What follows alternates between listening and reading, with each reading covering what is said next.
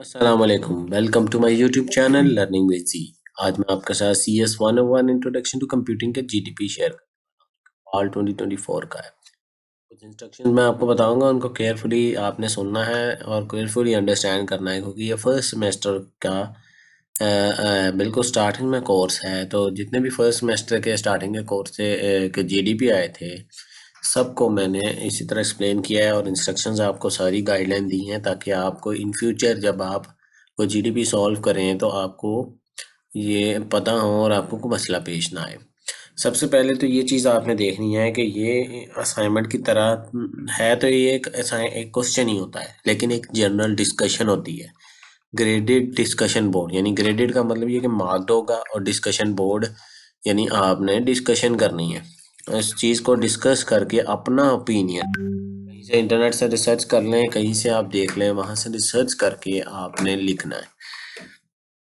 आपने अपना ओपिनियन देना है कि आपको कौन सा लगता है कि कौन सा, आपसे ऑप्शन दो या तीन ऑप्शन दी होती है, उनमें से आपने चूज़ करके उसका आंसर देना होता है। पहली चीज़। दूसरी चीज़ आपने ये देख लेनी है कि इसकी अगर क्लोजिंग डेट है 27 नवंबर, तो ये रात 12 बजे बंद हो जाएगा। आप इसको दोबारा वहाँ पर उसके बाद नहीं कर सकते। असाइनमेंट के अंदर आपके पास एक ग्रेस डे होता है, एक एक्स्ट्रा डे होता है पूरा। अगर 27 नवंबर है तो 28 नवंबर को आपके पास पूरा दिन आपके पास होता है, रात 12 बजे तक आप कर सकते हो, लेकिन ये नहीं कर सकते। अब इसमें ऐसे होता है कि बाज़ औक़ात आपका क्वेश्चन जो है वो उसी दिन ही ओपन होता है, जैसे 25th है तो रात 12 बजे के बाद ओपन हो जाएगा। लेकिन कभी कभी ऐसे होता है कि ये अनाउंसमेंट में आपको सारा क्वेश्चन और सारा दे दिया जाता है कि इस तारीख को आप ओपन होगा। आप क्वेश्चन पे आंसर पहले ही प्रिपेयर कर लें, जो आपने अपना पॉइंट ऑफ व्यू लिखना है, और फिर उस दिन जाके वहाँ जाके आंसर उसके बॉटल में दे दें। दो तरीक़ों से आंसर होता है। एक तो ये होता है कि आपको वो टाइप करने आपको कॉपी पेस्ट करने देता है, आप अपना आंसर वर्ड में लिखें और वहाँ जाके पेस्ट कर लें। बाज़ औक़ात उन्होंने कंट्रोल वी की ऑप्शन बंद की होती है, तो आप उसके लिए सबसे यही होगा कि आप उसको वर्ड में ही कंपाइल कर लें, कंपोज कर लें अपने आंसर को, और फिर बाद में वहाँ से टाइप कर लें।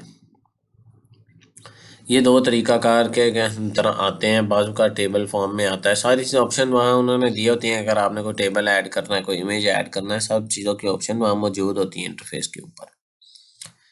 अच्छा, अब ये इंस्ट्रक्शन भी हो गए। कुछ इंस्ट्रक्शन ये भी हैं कि कई स्टूडेंट ये समझते हैं कि 5 नंबर हैं तो इसकी वेटेज 5 है, तो इतनी इम्पोर्टेंस नहीं देते, लेकिन इसकी इम्पोर्टेंस बहुत ज़्यादा होती है। ये 5% मार्क्स, अगर आप स्टूडेंट जो है वो फ्रेश आ रहे हैं तो ये काफ़ी इम्पोर्टेंस दें, काफ़ी ध्यान से सोच समझ के। ठीक है।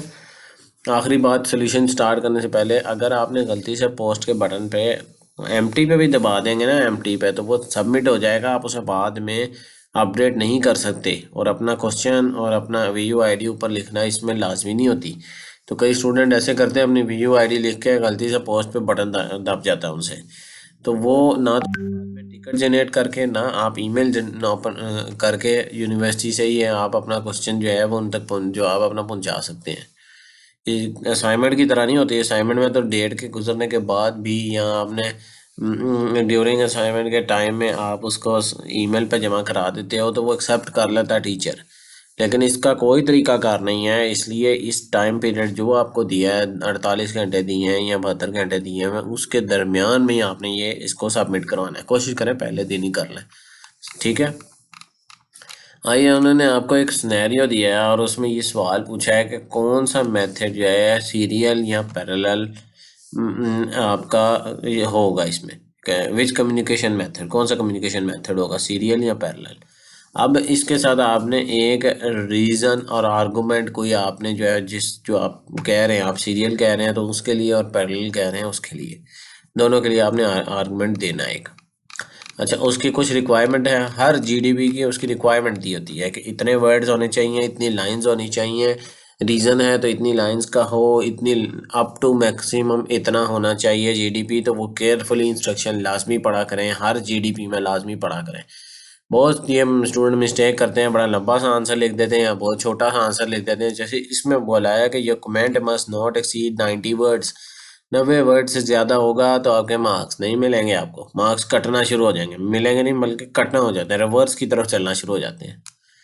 तो अगर आप इसके अंदर होंगे तो आप ठीक होंगे, लेकिन बहुत छोटा आंसर होगा 50 वर्ड्स का भी, वो भी मार्क्स आपको नहीं मिलेंगे। तो आपको ये चीज़ कोशिश करनी है कि 80 to 90 के दरमियान में वर्ड्स हों, ठीक है। लॉजिकल फैक्ट होना चाहिए, डेप्थ नॉलेज ऑफ टॉपिक, उसको इंटरनेट पे सर्च करें, मैं भी आपको बताऊंगा, आप उसको भी अपने वर्ड में लिखना है। 2 आंसर मैंने दोनों के लिखे हुए हैं, आपने उसको पढ़ के अपने अल्फाज में लिखना है इन दोनों को।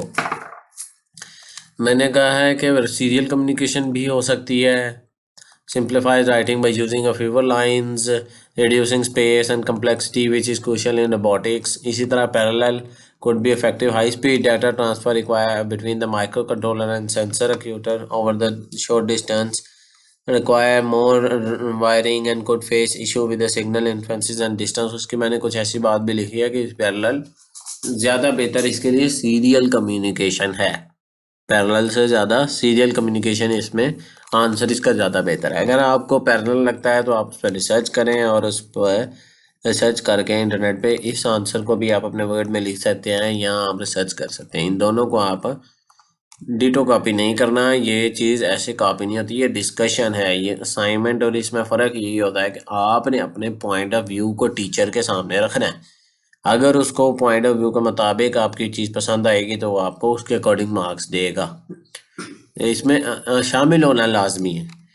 ये उसी तरह है कि कोई असाइनमेंट अगर आप इग्नोर करते हैं, शामिल नहीं होते, तो आपका एक बैड इंप्रेशन जाता है टीचर की तरफ। तो ये भी एक बहुत ज़्यादा इंपॉर्टेंट चीज़ है कि इसकी वेटेज भी 5% कहा तो ये जाता है कि थोड़ी सी है, लेकिन ये बहुत ज़्यादा इंपॉर्टेंट चीज़ है, ठीक है। ये मैंने आपको एक सोल्यूशन एक्सप्लेन कर दिया विद कंप्लीट गाइडलाइंस के जीडीपी कैसे करवाते हैं। मेरी वीडियो अगर पसंद आई है तो मेरे चैनल को सब्सक्राइब करें, मेरी वीडियो को लाइक करें, ज़्यादा से ज़्यादा स्टूडेंट के साथ शेयर करें ताकि वो इसे देख कर बेहतरीन जीडीपी तैयार कर सकें। मिलते हैं अगली वीडियो में, तब तक के लिए अल्लाह हाफिज़, अस्सलाम वालेकुम।